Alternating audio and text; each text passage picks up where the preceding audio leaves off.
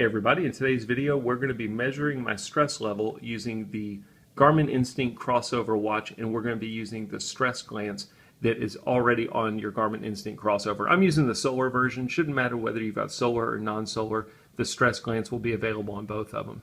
This isn't something you have to go download. It's going to be already on your watch. You just have to add the stress glance to your glance listing, and I've already done that. I will say you cannot add stress as a data field on the watch face, which is kind of disappointing. I could be wrong. I thought the Garmin Instinct 2 allowed it. I could be getting that mixed up with the Forerunner 955 or the Phoenix. I've had several different Garmin watches before, but on this one you cannot add it as a data field. You could go try and find a third-party watch face and download that to see the stress level here. To get to our glances though, we can use the up or the down button on the left-hand side of the watch. I've already added the stress glance to my glance listing. What you're looking for is an icon that has kind of a silhouette of a body with a head, and then you've got a lightning bolt icon through the head. If I go down to the glance, you can see that it is registering my stress level. I'm at a 37. When I land on the glance, it'll show me what my stress score is and then what category that falls in.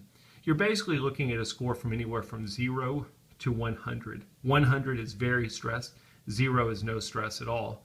And I'm falling right in the middle, a little bit on the low side of mid-range with a 46, 49. You can see that it's fluctuating as we do the video. As with all glances, this is going to be your basic view of it. If I'm on the glance and I press the GPS button, I can go in and see some additional data.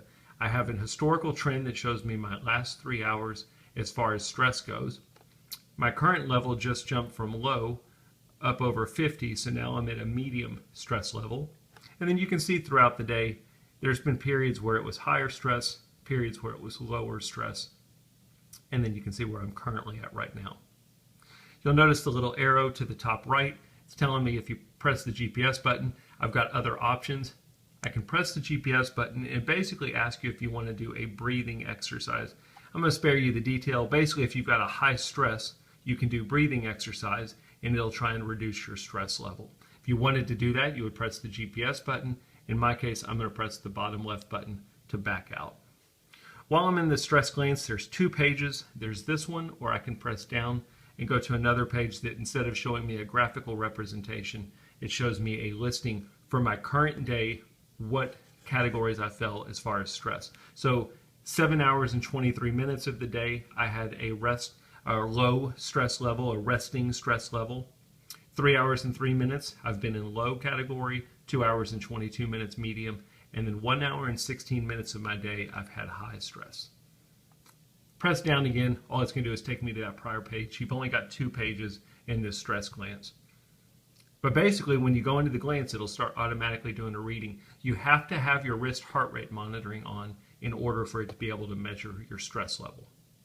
Once you're done, you can simply press the back button a couple times, get back to your main watch face, and that's what the stress glance looks like and how it works on your Garmin Instinct Crossover watch. I hope the video helps.